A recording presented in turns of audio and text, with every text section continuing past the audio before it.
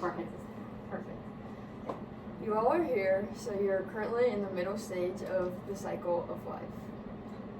The cycle of life. We're born, we live, and then we die. As harsh as that may seem, it is the reality of it.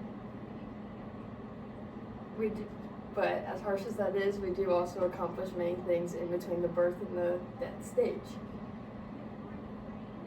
In an ideal life, no one would lose any loved ones. I know I never personally thought that I'd be losing a loved one until October 27, 2015. That October was filled with many new things, new beginnings, new experiences. I became a big sister for the 4th time, and I also went and saw my very first Nebraska football game.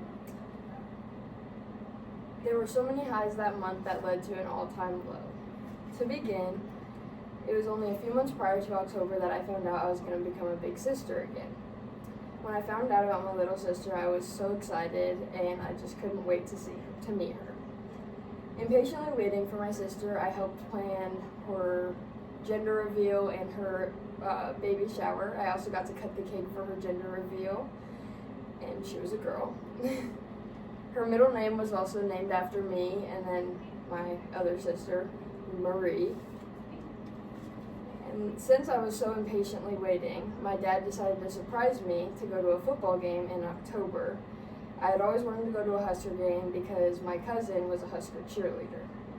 We drove down to Lincoln listening to music the entire way, and I couldn't wait to get Dippin' Dots at the game because they were my favorite ice cream.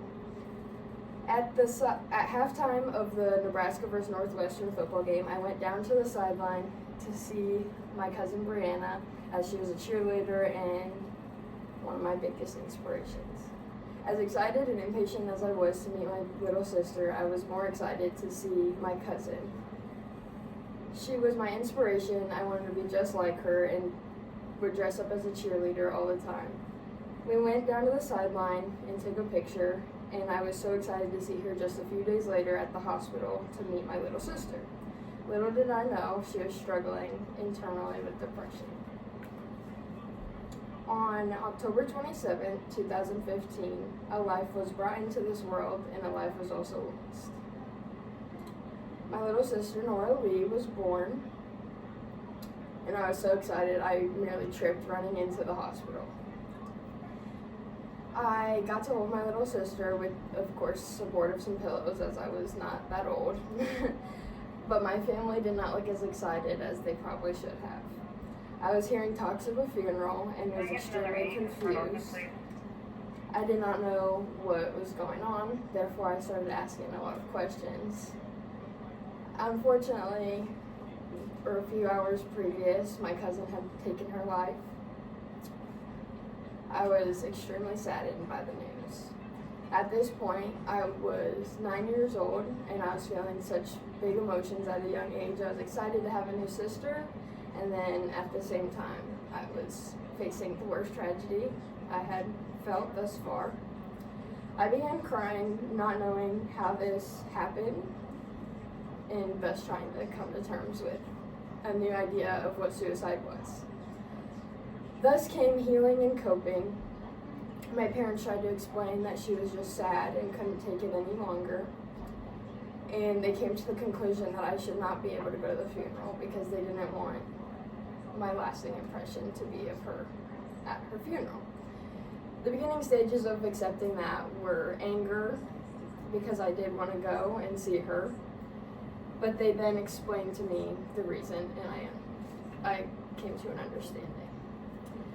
As parents, it was probably extremely hard explaining that to a child. Therefore, I started therapy to process the loss of one of my biggest inspirations. This definitely changed my personal trajectory of my life, being introduced to suicide at such a young age. So therapy played a very big, important part in my life because my parents felt it was very important to be explained by a professional that just because you're sad does not mean you take your life. As a child, hearing that that's what my cousin did, I began to think that that was a possibility. Through therapy, I learned to grieve in a very healthy way by writing my thoughts down, which I still do to this day, and overall learned to be extremely compassionate and kind to other people. I think one of the biggest lessons that I've learned was to cherish my time with those that I loved, as it can all be taken away in a minute. As hard as this experience was, it taught me some of the most valuable lessons that I still carry with me and will forever carry with me. As you can see, the loss of a loved one was extremely hard, but there's so much that went into leading up and also processing afterwards.